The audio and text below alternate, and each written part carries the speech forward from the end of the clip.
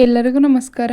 ಇವತ್ತಿನ ವಿಡಿಯೋದಲ್ಲಿ ತುಂಬಾ ಆರೋಗ್ಯಕರವಾಗಿ ಮತ್ತು ತುಂಬಾ ರುಚಿಯಾಗಿರುವಂತಹ ಮೆಂತ್ಯ ಸೊಪ್ಪು ಮತ್ತು ಮೊಳಕೆ ಕಾಳುಗಳನ್ನು ಹಾಕಿ ಬಸ್ಸಾಂಬಾರು ಮಾಡೋದನ್ನು ತೋರಿಸ್ತಾ ಇದ್ದೀನಿ. ಈ ರೆಸಿಪಿ ಅಂತೂ ಬಿಸಿ ಅನ್ನ ಬಿಸಿ ಮುದ್ದೆ ಜೊತೆ ತುಂಬಾ ಚೆನ್ನಾಗಿರುತ್ತೆ. ನೀವು ಒಂದ್ಸಲ ಮಿಸ್ ಮಾಡದೆ ಟ್ರೈ ಮಾಡಿ. ಮೊದಲು ಮೆಂತ್ಯ ಸೊಪ್ಪನ್ನ ಚೆನ್ನಾಗಿ ತೊಳೆದು ಕಟ್ ಮಾಡಿ ಕುಕ್ಕರ್ಗೆ ಸೇರಿಸ್ಕೊಳ್ತಾ ಇದ್ದೀನಿ.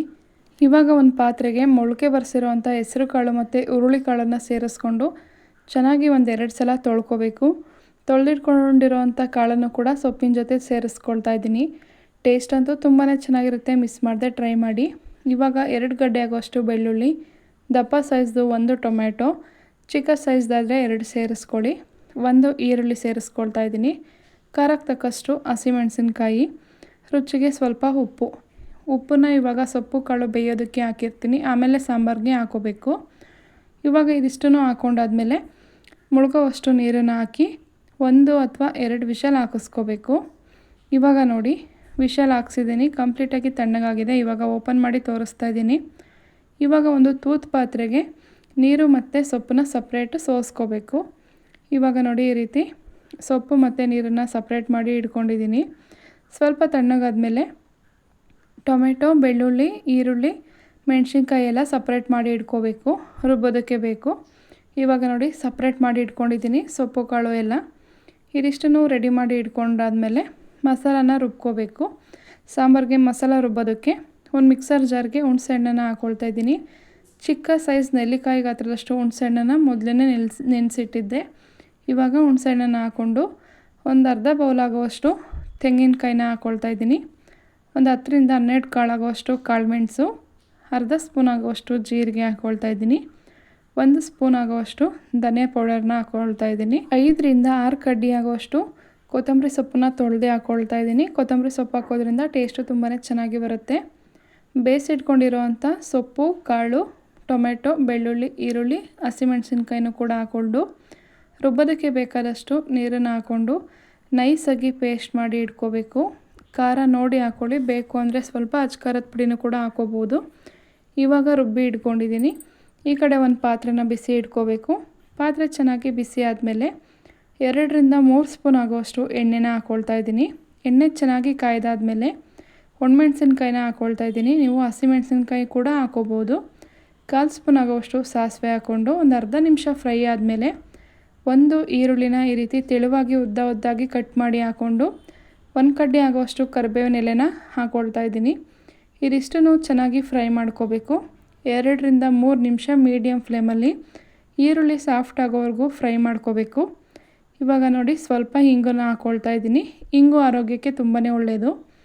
ಹಿಂಗನ್ನು ಹಾಕ್ಕೊಂಡು ಒಂದು ಅರ್ಧ ನಿಮಿಷ ಒಗ್ಗರಣೆಯಲ್ಲಿ ಫ್ರೈ ಮಾಡ್ಕೋಬೇಕು. ಈ ರೀತಿ ಈರುಳ್ಳಿ ಸ್ವಲ್ಪ ಕಲರ್ ಚೇಂಜ್ ಆಗೋವರೆಗೂ ಫ್ರೈ ಮಾಡ್ಕೊಂಡು ಆದಮೇಲೆ ರುಬ್ಬಿಟ್ಕೊಂಡಿರೋವಂಥ ಮಸಾಲಾನ ಹಾಕ್ಕೊಳ್ತಾ ಇದ್ದೀನಿ. ಇವಾಗ ಸ್ವಲ್ಪ ಉಪ್ಪನ್ನು ಹಾಕ್ಕೊಳ್ತಾ ಇದ್ದೀನಿ. ಉಪ್ಪು ನೋಡಿ ಹಾಕ್ಕೊಳ್ಳಿ. ಬೇಕು ಅಂದರೆ ಆಮೇಲೆ ಕೂಡ ಹಾಕ್ಕೋಬೋದು. ಇವಾಗ ಚೆನ್ನಾಗಿ ಒಂದು ಸಲ ಮಿಕ್ಸ್ ಮಾಡ್ಕೋಬೇಕು. ಮಿಕ್ಸ್ ಮಾಡ್ಕೊಂಡಾದ್ಮೇಲೆ ಸಪ್ರೇಟ್ ಮಾಡಿ ಇಟ್ಕೊಂಡಿರೋವಂಥ ನೀರನ್ನು ಹಾಕ್ಕೊಳ್ತಾ ಇದ್ದೀನಿ. ಬೇಕು ಅಂತ ಅಂದರೆ ಎಕ್ಸ್ಟ್ರಾ ನೀರನ್ನು ಕೂಡ ಹಾಕ್ಕೋಬೋದು. ಸಾಂಬಾರು ಕನ್ಸಿಸ್ಟೆನ್ಸಿ ನೋಡಿ ನೀರನ್ನು ಸೇರಿಸ್ಕೊಳ್ಳಿ. ಇವಾಗ ನಾನಿಲ್ಲಿ ಸ್ವಲ್ಪ ನೀರನ್ನು ಹಾಕ್ಕೊಂಡು ಚೆನ್ನಾಗಿ ಒಂದು ಸಲ ಮಿಕ್ಸ್ ಮಾಡ್ಕೊಳ್ತಾ ಇದ್ದೀನಿ. ತುಂಬ ಗಟ್ಟಿನೂ ಬೇಡ, ತುಂಬ ತೆಳುವಾಗಿನೂ ಬೇಡ. ನಾರ್ಮಲಾಗಿ ಬಸ್ಸಾಂಬಾರನ್ನ ಕನ್ಸಿಸ್ಟೆನ್ಸಿಲಿ ಮಾಡಿಕೊಂಡು ಒಂದು ಸಲ ಚೆನ್ನಾಗಿ ಮಿಕ್ಸ್ ಮಾಡ್ಕೋಬೇಕು. ಇವಾಗ ಚೆನ್ನಾಗಿ ಮಿಕ್ಸ್ ಮಾಡ್ಕೊಂಡಾದ್ಮೇಲೆ ಒಂದು ಪ್ಲೇಟ್ ಮುಚ್ಚಿ ಕುದಿಯೋದಕ್ಕೆ ಬಿಡಬೇಕು. ಇವಾಗ ನೋಡಿ ಕುದಿ ಬರ್ತಾ ಇದೆ. ಇವಾಗ ರುಚಿ ನೋಡಿಕೊಂಡು ಬೇಕು ಅಂತ ಅನಿಸಿದ್ರೆ ಸ್ವಲ್ಪ ಉಪ್ಪನ್ನ ಸೇರಿಸ್ಕೋಬೇಕು. ಈ ರೀತಿ ಕುದಿ ಬರುವಾಗ ಒಂದು ಸಲ ಚೆನ್ನಾಗಿ ಮಿಕ್ಸ್ ಮಾಡ್ಕೋಬೇಕು. ಸುತ್ತ ಕಂಪ್ಲೀಟಾಗಿ ನೊರೆ ಹೋಗಬೇಕು, ಅಲ್ಲಿವರೆಗೂ ಕುದಿಸ್ಕೋಬೇಕು. ಆವಾಗ ಬಸ್ಸಾಂಬಾರು ಟೇಸ್ಟು ತುಂಬಾ ಚೆನ್ನಾಗಿರುತ್ತೆ. ಇವಾಗ ನೋಡಿ ಈ ರೀತಿ ನೊರೆ ಹೋಗೋವರೆಗೂ ಕುದಿಸ್ಕೊಂಡಿದ್ದೀನಿ. ಇವಾಗ ಸಾಂಬಾರು ರೆಡಿಯಾಗಿದೆ. ಇವಾಗ ಪಲ್ಯನ ಮಾಡ್ಕೋಬೇಕು. ಬಿಸಿ ಅನ್ನ ಬಿಸಿ ಮುದ್ದೆ ಜೊತೆ ತುಪ್ಪ ಹಾಕ್ಕೊಂಡು ತಿಂತಾ ಇದ್ರಂತೂ ತುಂಬಾ ಅದ್ಭುತ ರುಚಿಯಾಗಿರುತ್ತೆ. ಮಿಸ್ ಮಾಡದೆ ಈ ರೆಸಿಪಿನ ಒಂದ್ಸಲ ಟ್ರೈ ಮಾಡಿ. ಮೊಳಕೆ ಕಾಳು ಹಾಕಿ ಇವಾಗ ಪಲ್ಯ ಮಾಡ್ಕೊಳ್ಳೋದಕ್ಕೆ ಒಂದು ಪಾತ್ರೆ ಇಟ್ಕೊಂಡಿದ್ದೀನಿ.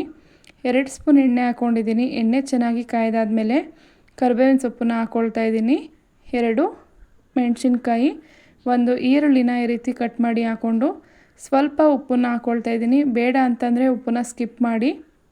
ಸ್ವಲ್ಪ ಅರಶಿನದ ಪುಡಿ ಹಾಕ್ಕೊಂಡು ಚೆನ್ನಾಗಿ ಒಗ್ಗರಣೆಯಲ್ಲಿ ಫ್ರೈ ಮಾಡ್ಕೋಬೇಕು. ಒಂದು 2 ನಿಮಿಷ ಫ್ರೈ ಮಾಡ್ಕೋಬೇಕು. ಸೊಪ್ಪು ಕಾಳಿಗೆ ಉಪ್ಪು ಕರೆಕ್ಟಾಗಿದ್ದರೆ ಇವಾಗ ಒಗ್ಗರಣೆಯಲ್ಲಿ ಉಪ್ಪು ಹಾಕೋ ಅವಶ್ಯಕತೆ ಇಲ್ಲ. 1ರಿಂದ 2 ಚಿಟಿಕೆ ಹಿಂಗನ್ನು ಕೂಡ ಹಾಕ್ಕೊಳ್ತಾ ಇದ್ದೀನಿ.